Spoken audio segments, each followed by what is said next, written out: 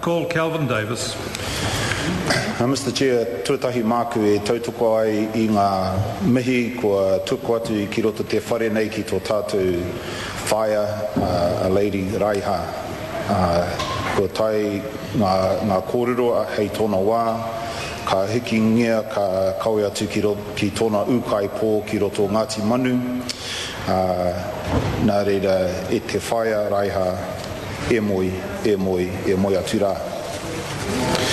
Mr. Chair, it's probably coincidental that today, on the day that we talk about the Maori Commercial Agricultural Claims Settlement Bill, I was given a pottle of bluff oysters, and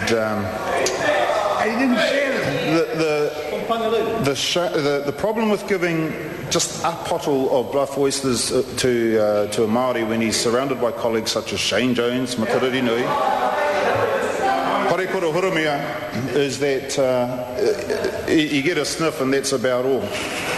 And so, but not wanting to be accused of not sharing with my colleagues, I did whisper out to them, and when they didn't come running, I decided they weren't interested. But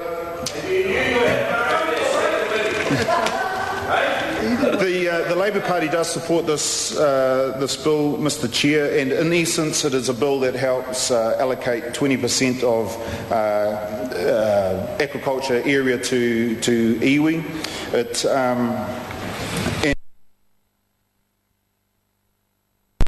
For Māoridom, I've spoken about this before, that Māoridom have always relied on aquaculture, or kaimoana as we say, for sustenance, and now it's only appropriate that we move from the traditional gathering of seafood into doing this as a business.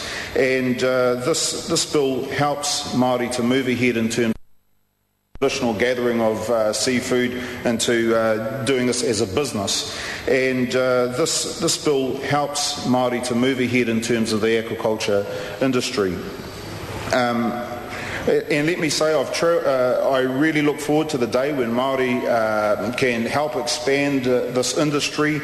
I believe by 2025 they're looking to expand it to over $1 billion, for the economy, and I look forward to that. Have travelled extensively overseas, and being a connoisseur of seafood, always try the local delicacies wherever I go, and I have to say that New Zealand seafood is second to none. I do have to say I haven't been to Japan, so I can't comment on the comparison there, but I do recall going to Canada and having a meal of what I was told was scallops that were in fact stamped fish flaps, and to me that is not seafood whatsoever. So the purpose of the proposed amendment is to allow the Crown to deliver on its contemporary Treaty of Waitangi obligations in relation to commercial aquaculture by recognising the problems with the existing settlement framework and the progress for discharging the Crown's pre-commencement obligation. The proposed change allows a practical solution to the issues without renegotiating the underlying intent of the settlement. There are technical difficulties, just going back to Māori and the aquaculture industry, there are technical difficulties and bureaucratic red tape that actually do expanse and development of the aquaculture industry. And I'd just like to raise again the issue of a friend of mine who is an oyster farmer in the very far north, who is having to post $9,000 per hectare bond for his oyster farm. He's got 13 hectares, and that equates to something like $117,000 that he has to post up front to his farm, and that sort of red tape does hinder his development and his desire to progress his What's the bond for?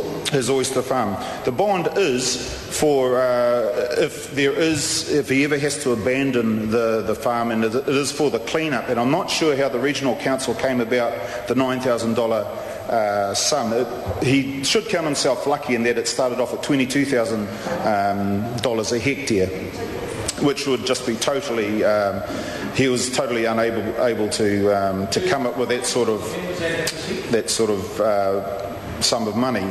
And considering that, I think in the far north there's only been 2 instances of people walking off their farms. One was the Waikato Inlet, where it was conditioned totally outside of the control, Mr. Chair, totally outside. Calvin Davis.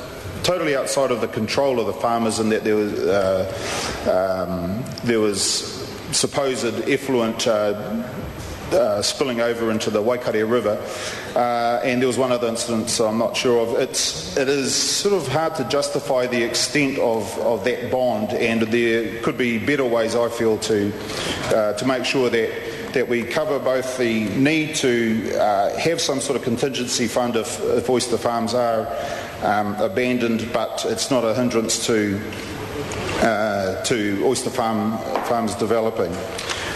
Kia ora.